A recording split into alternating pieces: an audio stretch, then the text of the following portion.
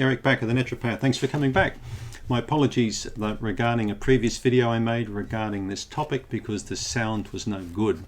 So I make often 10 videos a week, and the last batch we put up on YouTube, unfortunately 6 of those videos had poor sound. So I'm going to redo those 6 videos. So this is the new video regarding leptin.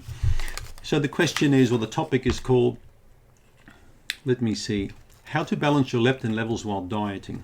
So leptin is called the satiety hormone, or the hormone that makes you feel full, that you don't really want to eat much more. So it's what we call a signaling hormone. It basically tells you what you should be doing. So leptin's made, like a lot of hormones, is made from fat, composed of fat. It's actually made from your fat cells. So bigger people can have higher leptin levels. Excuse me. In fact, obese people can have 4 to 6 times higher leptin levels than people of like a normal kind of a BMI. So if you get more leptin in your body, does that mean then that you're going to have more suppressive power and have more of an ability to feel full that you don't want to eat? No, unfortunately, it's not that way, because many people get leptin resistance. All right. So they've got high levels of leptin, yet they keep on eating and eating and eating, because if you keep, doing something over and again, it can become the body's ability to resist that action. We find the same with insulin. We get insulin resistance. So if we get the body having too much ability, to produce blood glucose, insulin will keep going up. So every time the person eats sugar continually, they'll keep getting an insulin spike, and eventually they're going to get resistance of insulin, so it won't really work that well anymore. The same in your brake in your car. If you go for a drive and keep applying the brake, constantly accelerating, gas pedal, brake pedal, eventually you're going to get a resistance, you're going to get a problem. All right. So insulin resistance creates cardiovascular disease and is linked with inflammation and many diseases in the body. We all know that we should curb our sugar intake, but be careful also, because leptin, like many other hormones, can become resistant to what it's designed to do in the first place, and that's curb your appetite. So how do we get leptin levels balanced? How do we get them low? How do we regulate or normalize a leptin level in a person?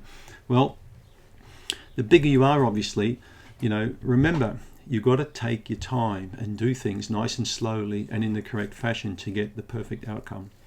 Many times I give analogies in videos, and to me a very large person is no different from a very large container ship. Okay, it's coming into dock. So a ship far out in the ocean, if it's 60,000 tons, it needs to make very small precise adjustments and changes way out before it's long into shore, so when it docks it's perfect. Bigger people need to take their time, okay?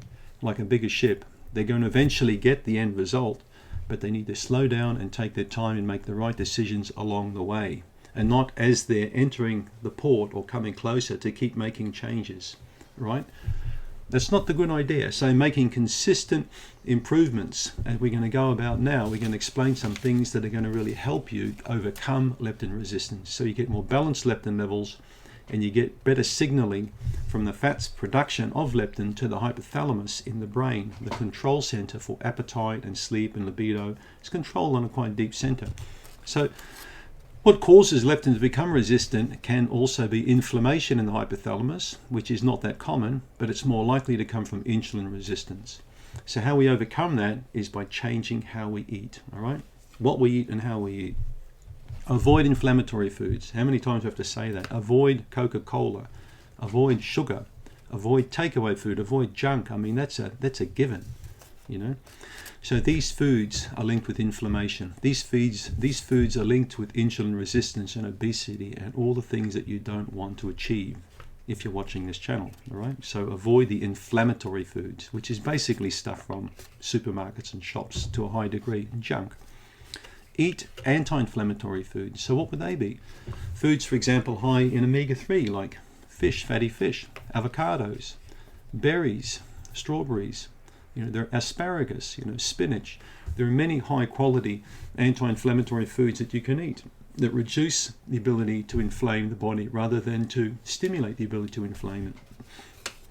Exercise is particularly important to balance leptin. Several studies I've looked at show that definitely exercise, even moderate exercise, walking half an hour, 3-4 times a week, can have a tremendous effect on getting leptin balanced. One of the more important ones that you may not be aware of is sleep. If you don't get enough sleep, you'll never get a balanced leptin. The hypothalamus, or the control center in the brain, really likes it when you go to bed around 9:30, 10 p.m. And it likes it when you get up early. You become a more balanced person. You get more of a balanced hormone flow. Okay, it makes more sense, doesn't it? So if you want a good hypothalamic control of appetite, get good sleep. Okay. Supplements, yeah, I mean fish oil, alpha lipoic acid, there are different supplements, but I think you need to get the diet sorted, the exercise sorted, and the sleep sorted. If you can get those three things and understand the container ship analogy coming into dock, okay, think when you're way out there, how can I make changes? Not when you're 5 minutes away from, arriving at the destination. So everything in life's about planning. I hope you got some good information out of this video. Thanks for tuning in, and my apologies about the sound quality previously.